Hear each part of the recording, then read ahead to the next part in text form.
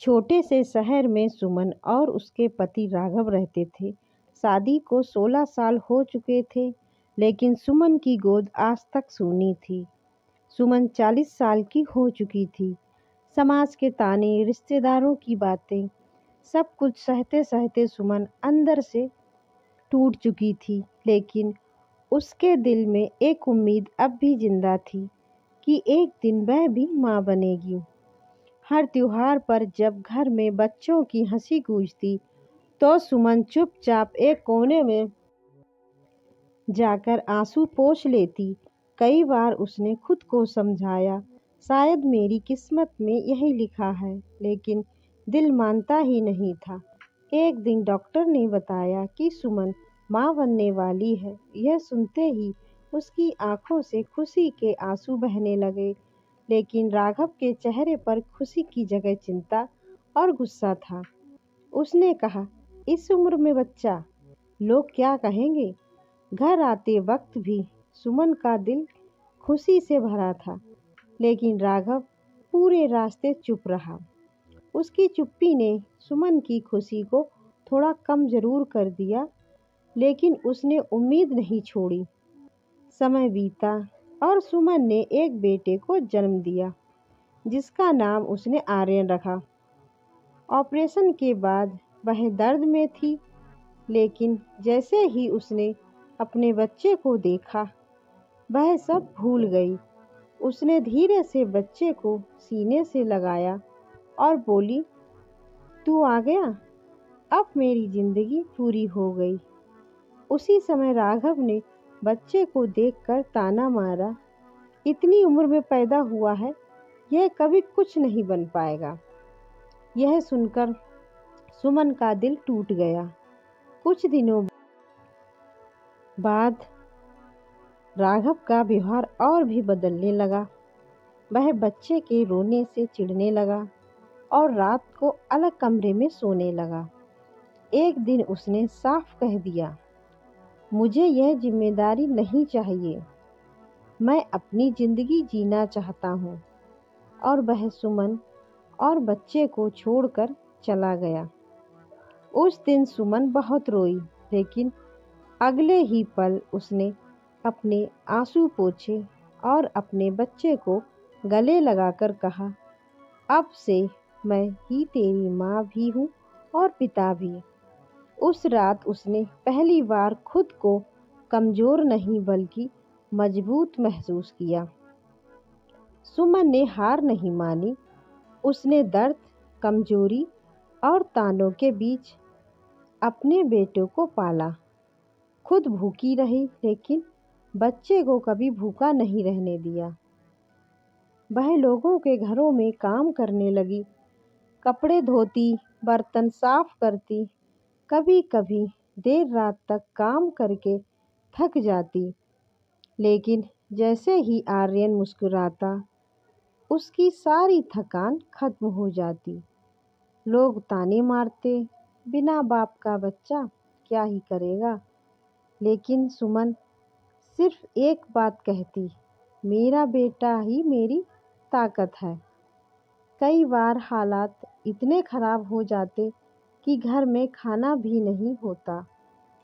तब सुमन खुद पानी पीकर सो जाती, लेकिन आर्यन को भर पेट खिलाती। समय बीतता गया, आर्यन बड़ा होने लगा। वह बचपन से ही बहुत समझदार था। एक दिन उसने अपनी माँ को रोते हुए देख लिया और पूछा, माँ, आप रो क्यों रही हो? सुमन ने मुस्कुराकर कहा, कुछ नहीं बेटा, बस थक गई हूँ। लेकिन उस दिन आर्यन सब समझ गया। उसने मन ही मन एक फैसला किया, अब मैं माँ को कभी रोने नहीं दूंगा। वह पढ़ाई में और मेहनत करने लगा। स्कूल के बाद छोटे छोटे काम भी करता, ताकि अपनी माँ की मदद कर सके। एक दिन स्कूल में फीस जमा ना होने की वजह से उसे क्लास से बाहर निकाल दिया गया। वह चुपचाप घर आया, लेकिन सुमन को कुछ नहीं बताया। उस रात वह देर रात तक जागता रहा और छत की तरफ देखकर सोचता रहा, एक दिन सब बदल दूंगा। रात को जब सुमन को सच्चाई पता चली तो उसका दिल टूट गया। अगले दिन उसने अपनी आखिरी चूड़ियां बेच दी और बेटे की फीस भर दी। जब आर्यन को यह बात पता चली तो उसकी आंखों में आंसू आ गए। उसने अपनी माँ के हाथ पकड़कर कहा, माँ, एक दिन मैं आपको सब कुछ वापस दूंगा। समय और आगे बढ़ा। आर्यन ने पढ़ाई में टॉप किया, स्कॉलरशिप मिली और धीरे धीरे वह शहर का सबसे होनहार छात्र बन गया। अब लोग वही थे, लेकिन उनके नज़रिए बदल चुके थे। जो कभी ताने मारते थे, आज वही लोग उसकी तारीफ करते थे। लेकिन एक दिन सुमन अचानक बीमार पड़ गई। डॉक्टर ने कहा, इनका तुरंत इलाज जरूरी है, वरना हालत बिगड़ सकती है। आर्यन के पास पैसे नहीं थे, लेकिन उसने हार नहीं मानी। उसने दिन रात मेहनत की, लोगों से मदद मांगी। कई लोगों ने मना भी कर दिया, लेकिन उसने हिम्मत नहीं हारी। आखिरकार उसने अपनी माँ का इलाज करवाया। उस दिन सुमन ने महसूस किया, उसका बेटा अब सच में उसकी ताकत बन चुका है। 15 साल बाद आर्यन को एक बड़े मंच पर सम्मानित किया जा रहा था। पूरा हॉल तालियों से गूंज रहा था। मंच पर खड़े होकर उसने कहा, आज मैं जो भी हूँ, अपनी माँ की वजह से हूँ। उन्होंने मुझे कभी हारना नहीं सिखाया। तभी वहाँ राघव भी मौजूद था, जो सालों बाद अपने बेटे को देखने आया था। वह धीरे धीरे आगे बढ़ा और बोला, आर्यन, मैं तुम्हारा पिता हूँ। आर्यन कुछ पल चुप रहा, फिर उसकी आंखों में गुस्सा और दर्द दोनों आ गए। उसने कहा, जिस दिन आपने हमें छोड़ा था, उस दिन आपने पिता होने का हक खो दिया। जब हमें आपकी ज़रूरत थी, तब आप नहीं थे। आज जब मैं सफल हूँ, तो आपको अपना बेटा याद आ गया। पूरा हॉल शांत हो गया। राघव की आंखों में पछतावा था, लेकिन अब बहुत देर हो चुकी थी। आर्यन मंच से नीचे उतरा, अपनी माँ का हाथ पकड़ा और कहा, माँ, अब कोई तुम्हें कमज़ोर नहीं कहेगा।